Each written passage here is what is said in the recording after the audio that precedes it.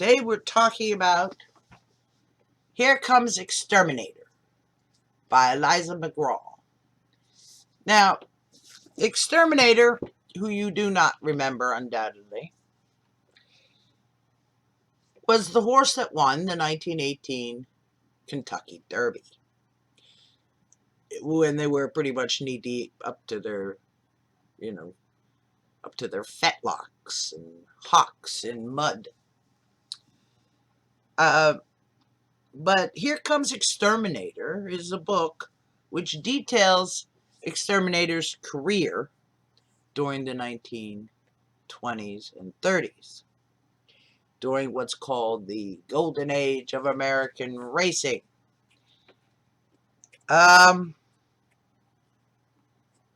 She's a very good writer, and she really brings this golden age, or the bad old days when there wasn't much in the way of regulation, brings them to life. Races tended to be longer than they are now. I mean, now everybody complains about 1.5 miles when Exterminator's best length was over 2 miles. So,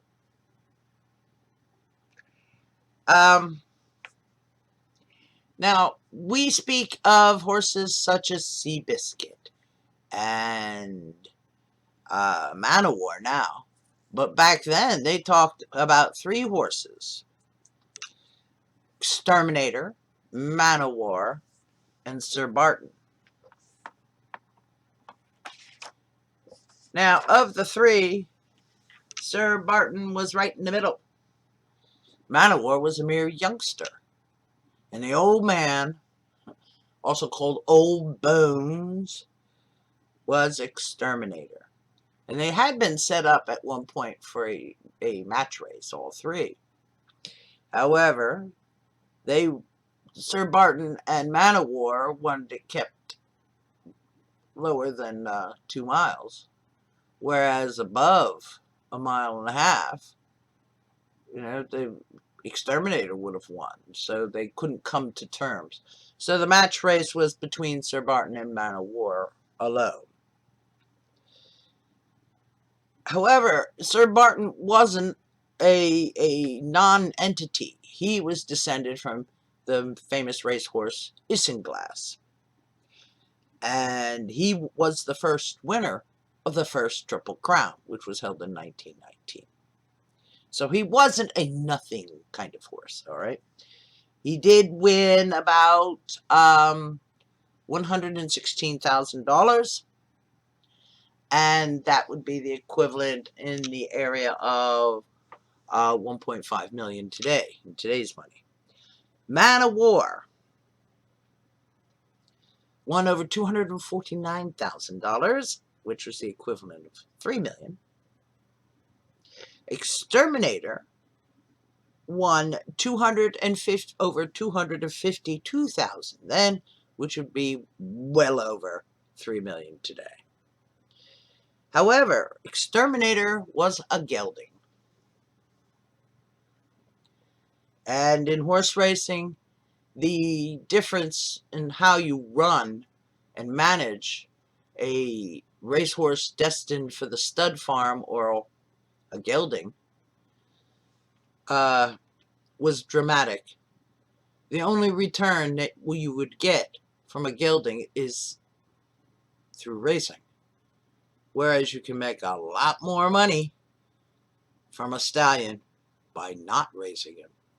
You race horses such as Sir Barton and Man o' War for fame. He has to run to make a name for himself. But once he's got that name, you can retire him and make money off of him for the next 25 years, so long as he keeps potent and keeps siring those babies. So you can make a great deal of money having a stud horse.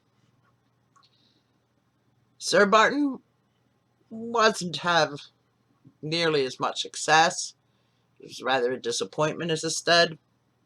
But that was out for Exterminator. He was a gelding. He couldn't make babies. So they had to keep him racing for as long as they could.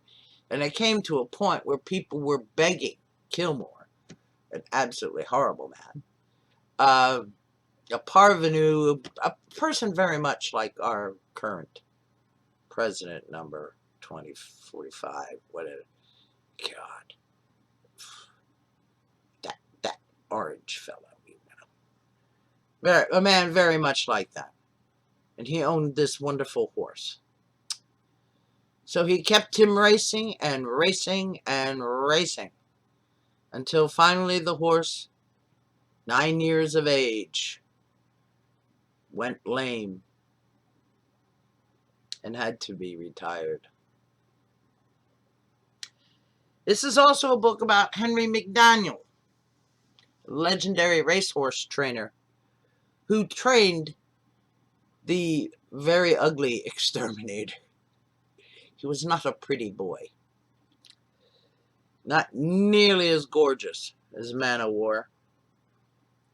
Now, you can see the 1918 Kentucky Derby on YouTube, and I recommend that you see it. He was featured in the newsreel, the Screen Telegram number 23 was shown in movie theaters, and this undoubtedly is the clip that you find on YouTube.